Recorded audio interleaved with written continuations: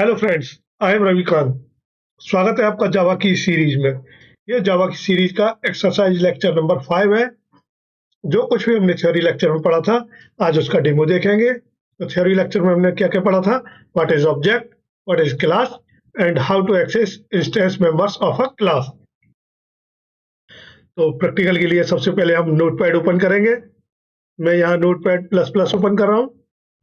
बस देखने में मेरे को थोड़ा अच्छा लगता है, आप भी कर लीजिए। तो सबसे पहले हम क्लास डिफाइन करेंगे। तो क्लास की डेफिनेशन क्या है? क्लास इज अ ब्लूप्रिंट और template which defines the property and methods of an object। यानी क्लास एक ब्लूप्रिंट या फिर टेम्पलेट है जो किसी ऑब्जेक्ट की प्रॉपर्टी और मेथड को डिफाइन करता है। तो आइए करते हैं।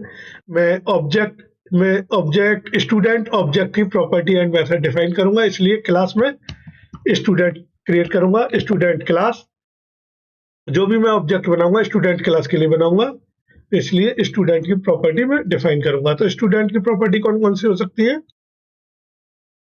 ये क्लास एक कीवर्ड है, स्टूडेंट क्लास का नाम है, और ये ओपन करली ब्रैकेट से लेकर क्लोज्ड करली ब्रैकेट तक ये इस क्लास की बॉडी है। जो कुछ भी आप इस क्लास के अंदर लिखेंगे वो इस क्लास का मेंबर होगा। लिखते हैं स्टूडेंट की क्या क्या प्रॉपर्टी हो सकती है। स्टूडेंट का रोल नंबर होगा, स्टूडेंट का नेम होगा, सॉरी स्टूडेंट की एज। मैं फिलहाल के लिए 3 प्रॉपर्टी डिफाइन कर रहा हूं। अच्छा, स्टूडेंट की क्लास प्रॉपर्टी डिफाइन करती है एंड मेथड भी डिफाइन करते हैं। चलो, यानी एक्शन स्टूडेंट क्या क्या कर सकता है? स्टूडेंट कैन रीड, तो स्टूडेंट रीड कर सकता है। ये मेथड की बॉडी है, ओपन करली ब्रैकेट से क्लोज्ड करली ब्रैकेट तक। System dot out dot println.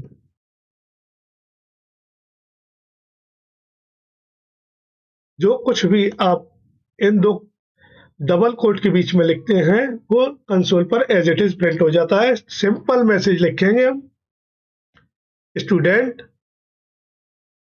Is reading. Okay, एक मेथड ये हुआ। एक मेथड और डिफाइन करेंगे, मिनिमम 2 तो हो। स्टूडेंट कैन राइट, स्टूडेंट पढ़ता भी है ना, पढ़ भी सकता है, तो इसलिए ये मैंने simple message student is writing. Okay, ये हो गई आपकी एक क्लास। स्टूडेंट नाम की एक क्लास आपने डिफाइन कर दी। ये स्टूडेंट क्लास यानी स्टूडेंट ऑब्जेक्ट को हमने ध्यान में रखते हुए, यानी एक स्टूडेंट को इमेजिन किया। स्टूडेंट की कौन कौन सी प्रॉपर्टी हो सकती है? Roll number, name and age. Student पढ़ सकता है एंड स्टूडेंट राइट कर सकता है, लिख सकता है। अब एक बात बताइए, क्या जैसे हमने मैप वाला यानी हाउस की एनालॉजी ली थी, उसमें हमने एक ड्राइंग की बात की थी, क्या एक ड्राइंग को देखकर केवल एक ही घर बनाया जा सकता है? एक से ज्यादा बनाए जा सकते हैं ना। क्या एक स्टूडेंट क्लास से केवल एक ही ऑब्जेक्ट बनेगा? क्लास में तो एक से ज्यादा ऑब्जेक्ट होते हैं, यानी सबके लिए ऑब्जेक्ट बनेगा, सबकी प्रॉपर्टी डिफाइन होंगी। Roll number 1, roll number 2, roll number 1 का name Mark, age 10 years. Roll number 2 का नेम जॉन, 11 ईयर्स एज। इस तरीके से कई सारे ऑब्जेक्ट होते हैं। तो किसी भी क्लास को यानी जावा के प्रोग्राम को रन करने के लिए उसमें कम से कम एक मेन मेथड होना बहुत जरूरी है। तो मेन मेथड का सिग्नेचर आपको याद हो गया होगा, पब्लिक स्टैटिक वॉइड मेन। अगर नहीं हुआ है तो कर लीजिए, एक लाइन की बात है। ARGS, ये मेन मेथड का सिग्नेचर है। इसमें केवल स्ट्रिंग का एस कैपिटल है क्योंकि स्ट्रिंग एक क्लास है। आप जब भी देखें फर्स्ट लेटर कैपिटल है अगर किसी वर्ड का, तो वो क्लास है। ओके, तो आइए समझते हैं ऑब्जेक्ट को। क्लास आपकी समझ में आ गई होगी। Class is a blueprint which defines the properties and methods of an object. Okay, तो स्टूडेंट को समझते हैं। जावा में जब भी आप ऑब्जेक्ट क्रिएट करेंगे तो आप new word new keyword. Here new is the fundamental operator in Java to create an object. New Java में एक फंडामेंटल ऑपरेटर है जिसकी सहायता से आप ऑब्जेक्ट क्रिएट करते हैं। न्यू ऑपरेटर लिखेंगे और क्लास का नेम लिखेंगे। ये क्लास का नेम मैंने लिख दिया, मैं लिखता हूँ, टाइप करता हूँ और ये ब्रैकेट लगाए। जैसे ही आपने इस लाइन को लिखा तो मेमोरी में क्या होता है, आइए समझते हैं।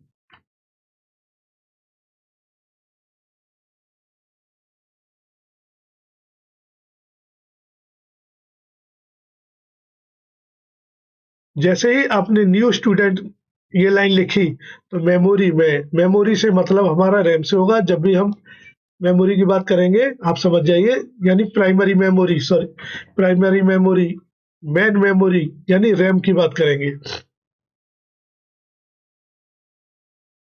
तो ये सपोज कीजिए रैम एरिया है, रैम। एक पॉइंट और बोलना चाहूंगा, क्लास मेमोरी ऑक्यूपाई नहीं करती है, मेमोरी ऑक्यूपाई करता है ऑब्जेक्ट एट रन टाइम पर ऑब्जेक्ट ही मेमोरी में स्पेस लेता है, क्लास नहीं। रन तो जैसे ही आपने इस लाइन को लिखा न्यू स्टूडेंट तो मेमोरी में एक ऑब्जेक्ट क्रिएट होगा कुछ इस तरीके से। ये ऑब्जेक्ट क्रिएट हुआ, उसमें ये 3 प्रॉपर्टी होंगी ऑब्जेक्ट के अंदर, roll number, name and age. तो 3 प्रॉपर्टी डिफाइन कर देते हैं।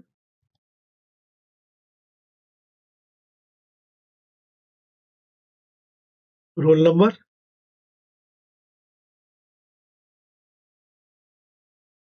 Name, age. ये तो हर स्टूडेंट के पास प्रॉपर्टीज होंगी ना, तो सबकी अलग अलग होंगी।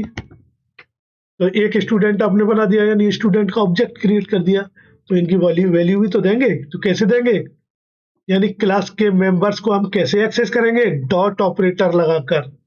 ऑब्जेक्ट के ऊपर डॉट ऑपरेटर लगाएंगे, लिखेंगे पहली प्रॉपर्टी यानी ये रोल नंबर में हम वैल्यू रखेंगे यहाँ पर, यहाँ। तो कैसे, रोल नंबर इक्वल 101।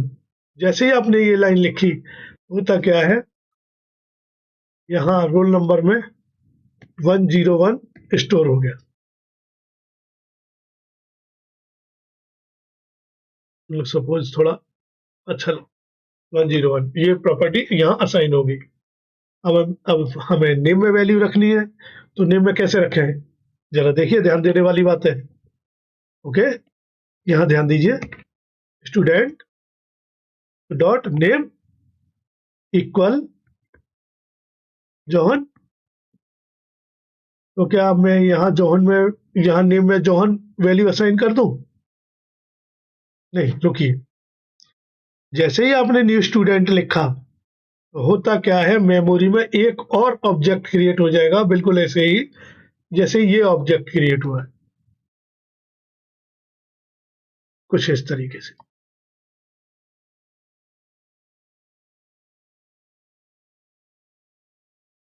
यानी जब जब आप न्यू कीवर्ड के साथ क्लास का नेम लिखेंगे, एक नया ऑब्जेक्ट मेमोरी में क्रिएट हो जाएगा। एक क्लास के एक से ज्यादा ऑब्जेक्ट हो सकते हैं ना। रोल नंबर, इसके अंदर भी ये सारी प्रॉपर्टी होंगी।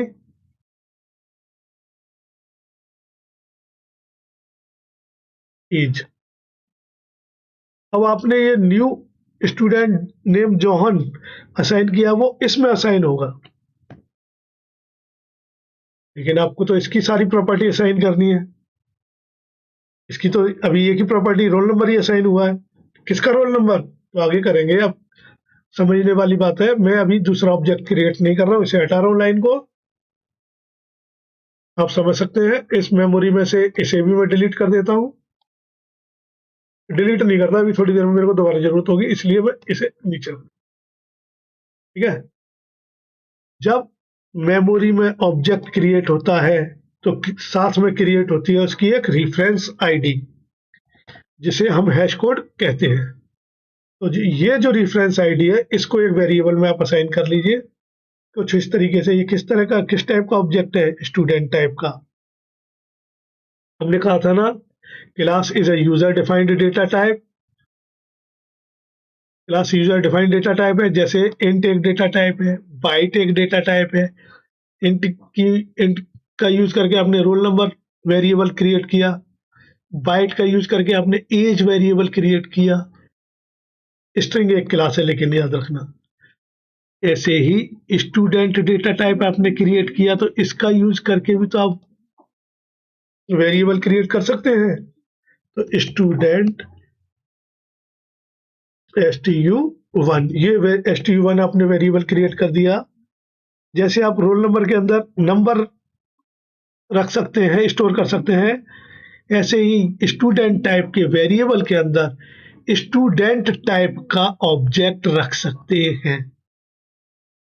जैसे ही आपने stu1 लिखा, तो क्या हुआ मेमोरी में? मेमोरी में कुछ इस तरीके से इस ऑब्जेक्ट का ये रेफरेंस आईडी 1 2 3 4 5 6 इसमें स्टोर हो गई।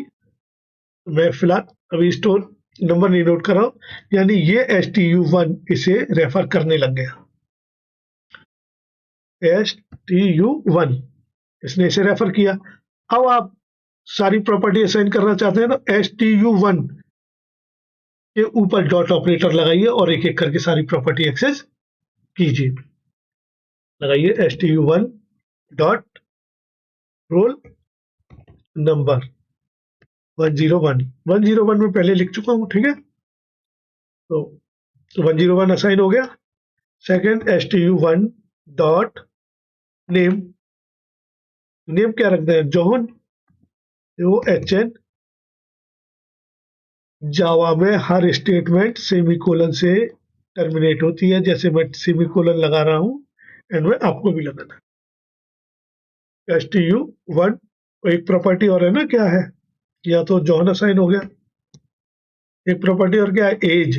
तो एज को भी असाइन कीजिए ना। एज कितनी? 10 ईयर्स। जैसे ही आपने लिखा, तो इस ऑब्जेक्ट के अंदर ये सारी प्रॉपर्टी असाइन हो गई।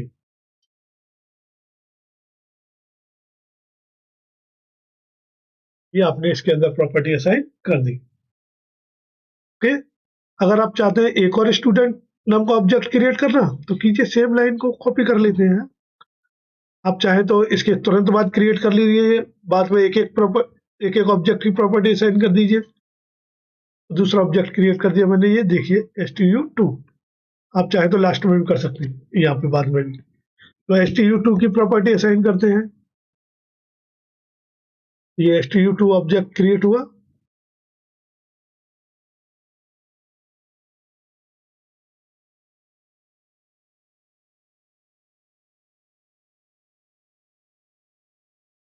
कुछ इस तरीके से। ओके। और इसको रेफर कौन कर रहा है?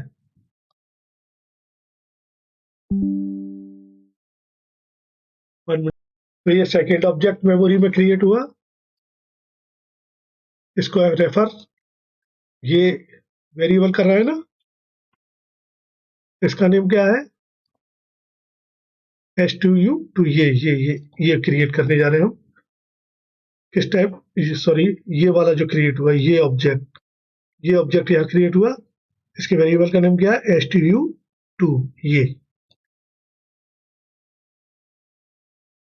ओके। तो stu2 के ऊपर जैसी डॉट ऑपरेटर लगा के आप प्रॉपर्टी एक्सेस करेंगे, तो इसकी प्रॉपर्टी एक्सेस होना स्टार्ट हो जाएंगे। stu2 रोल नंबर 102 आपने किया, ऐसे ही 102 इसमें असाइन हो गया। stu2 dot name mark,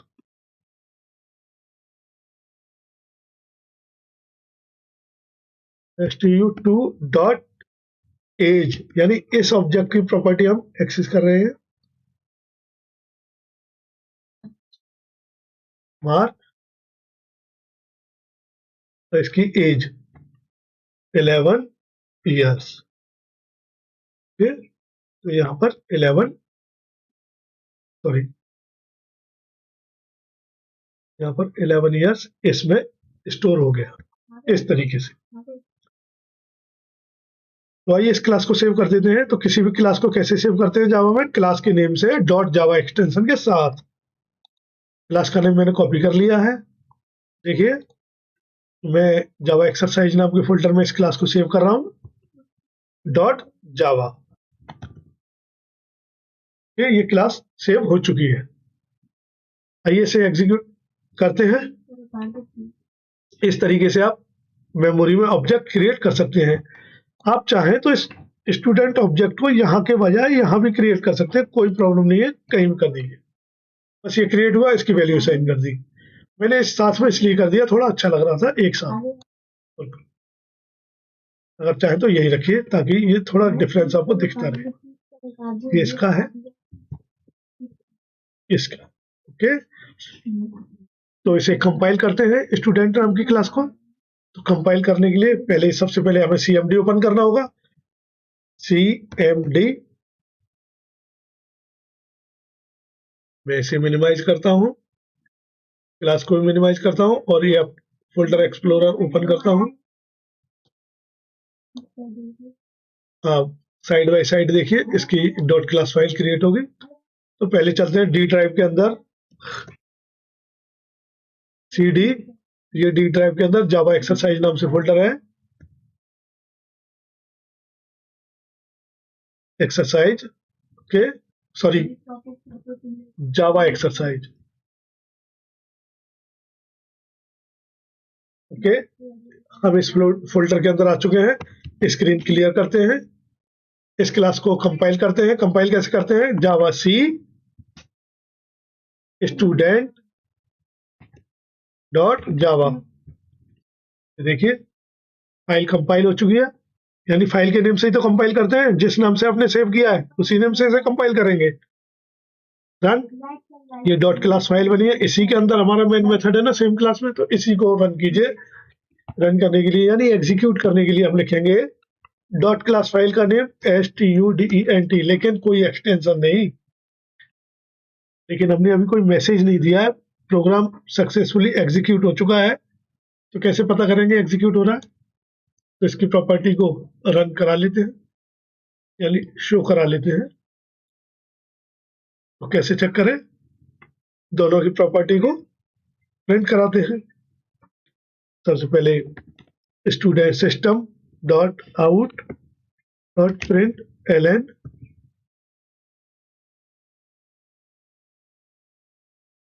roll number. इससे पहले एक मैसेज देते हैं, एक बात और समझिए साथ में। आप जो कुछ भी प्रिंट कराते हैं स्क्रीन पर एज इट इज, उसे आप डबल कोट के अंदर लिख देते हैं। ये मैंने रोल नंबर, ये मैसेज, ये वाला यहां से यहां तक ये स्क्रीन पर एज इट इज प्रिंट होगा। रोल नंबर जो ये वेरिएबल है, इसकी वैल्यू प्रिंट करानी है। जो कुछ हमने ऑब्जेक्ट के अंदर रखा है तो उसे कॉन्कैटिनेट करेंगे। कौन से ऑब्जेक्ट की करानी है? STU1 की। तो आप यहाँ पे लिखिए STU1 dot roll number. Okay, इस तरीके से STU1 ऑब्जेक्ट से रोल नंबर प्रिंट होगा।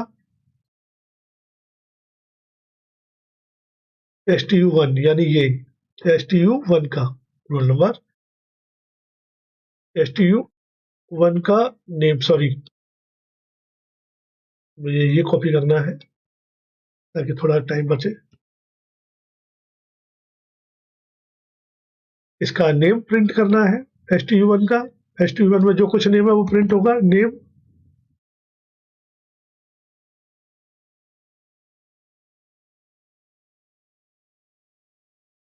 एज,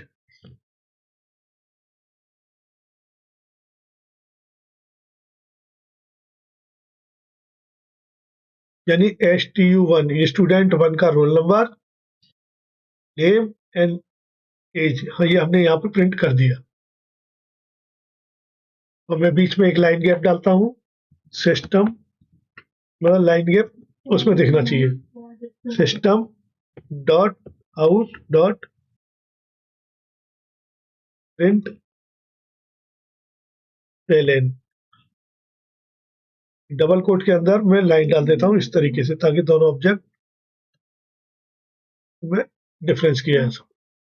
सेकेंड ऑब्जेक्ट की प्रॉपर्टीज को मैं तीनों लाइन कॉपी करूंगा प्रिंट कराने के लिए। stu2 की प्रॉपर्टी,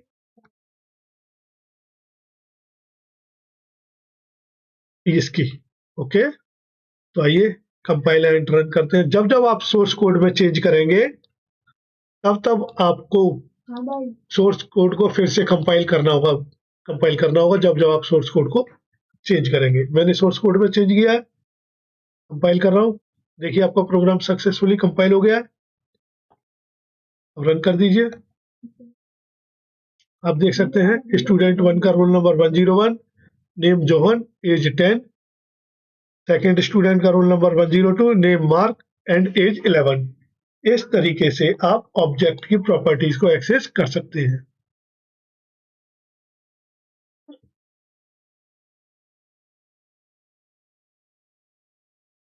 जिस ऑब्जेक्ट की आप प्रॉपर्टी को एक्सेस करेंगे उसके ऊपर डॉट ऑपरेटर लगाएंगे, प्रॉपर्टी को एक्सेस कर लेंगे। ये तो हो गया प्रॉपर्टी को एक्सेस करना। अगर आप चाहते हैं कि मेरे को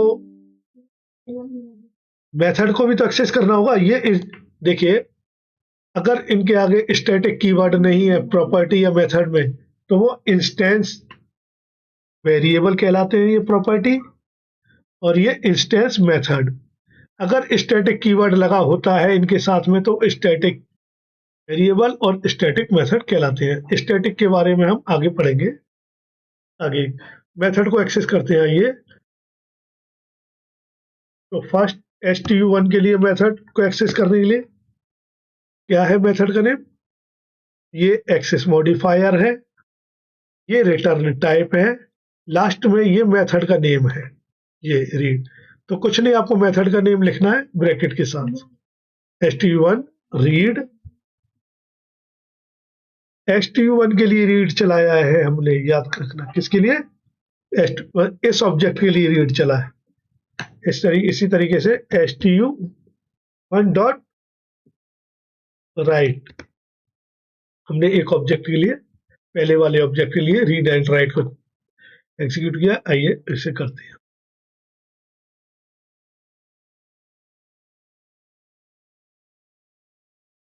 आप देख सकते हैं ये फर्स्ट मैसेज प्रिंट हुआ, फर्स्ट ऑब्जेक्ट का, सेकंड ऑब्जेक्ट का डाटा, फर्स्ट ऑब्जेक्ट की प्रॉपर्टीज, सेकंड ऑब्जेक्ट की प्रॉपर्टीज, फर्स्ट ऑब्जेक्ट के लिए रीड मेथड चला, सेकंड और फर्स्ट ऑब्जेक्ट के लिए राइट मेथड चला। अब सेकंड ऑब्जेक्ट के लिए रीड राइट चलाना चाहते हैं, बस सेकंड ऑब्जेक्ट के ऊपर रीड एंड राइट चला दी।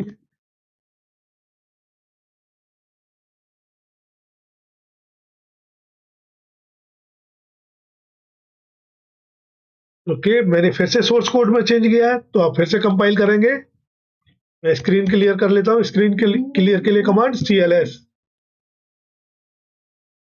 ये देखिए कंपाइल हुआ प्रोग्राम, ये देखिए एग्जीक्यूट हो गया। फर्स्ट ऑब्जेक्ट की प्रॉपर्टीज, सेकंड ऑब्जेक्ट की प्रॉपर्टीज है यहाँ तक। ये फर्स्ट ऑब्जेक्ट के लिए दोनों मेथड चले हैं, ये सेकंड ऑब्जेक्ट के लिए दोनों मेथड चले हैं।